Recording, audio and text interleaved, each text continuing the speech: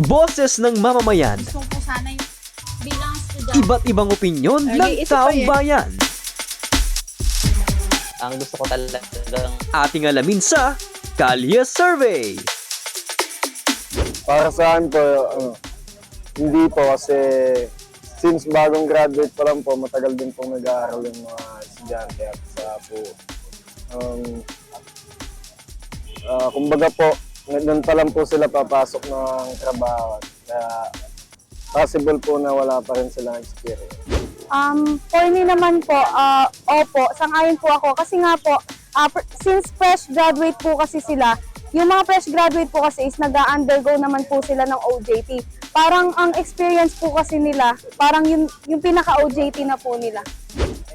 For me po, hindi po. Kasi since fresh graduate pa lang naman po, since wala pa po sila experience, kaya nga po sila naghanap ng trabaho, kaya nga po sila naghanap ng mapapasukan para magkaroon po sila ng knowledge at magkaroon po sila ng experience po. Para, kasi po kung may isa pong company tapos naghahanap po kaagad ng may experience, paano naman po yung mga kaka-graduate pa lang po na wala po pong experience dun sa papasukan po nila? Para po sa akin, hindi po kasi as a first graduate po, kailangan po natin mag-explore sa trabahong papasukan po natin.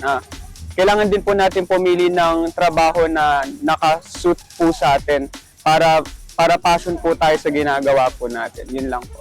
Para sa akin po, opo. Kasi kapasok po tayo ng trabaho, kailangan po natin ng experience para, kunyari po, magawa po natin ng tama yung mga required po sa company and makapagtrabaho po tayo ng naaayon po sa standards or mga gusto po ng ating company po. Ganun. Pag college ka po, may mga OJT o mga program po sila na parang pinamumungkahi po sa mga student para matuto po sila ng mga future jobs po na kailangan tayo na matatahak po nila. So yun po, nagkakaroon po sila ng experience from that po.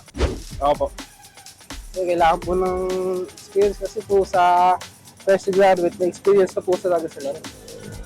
Hindi po. Kasi po, una sa lahat, katatapos lang po sa pag-aaral. Tapos wala pa naman po kaming experience totally sa pagtatrabaho. Kaya po kami pumasok sa trabaho na yun para makakuha ng experience. Tapos madagdagan po yung kaalaman namin. Hindi po kasi sir. Kasi marami po kasing graduate na estudyante na walang experience. Medyo mahirap. Hindi po kami papaborsa na. Para sa akin po, hindi na po kailangan kasi po wala pa naman po sila makakuha po experience dahil nga po fresh graduate pa lang po sila. Yun po. Hindi po pabor na magkaroon muna po ang experience bago pumasok po ng trabaho. Kasi po, paano po magkaroon ng magandang experience yung fresh graduate po kung wala po siyang mahanap ng magandang trabaho?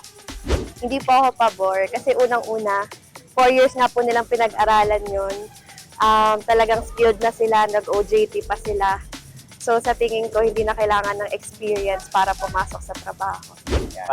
Hindi po pabor kasi po hindi naman po natin malalaman kung kaya po ba niya yung work na ina-apply niya kung hindi naman po base sa experience. Since nag-aral naman po siya, doon pa lang po sa pag-aaral, meron na po tayong OJT na tinatawag na para po masanay na po siya doon sa work na ina-applyan din po niya.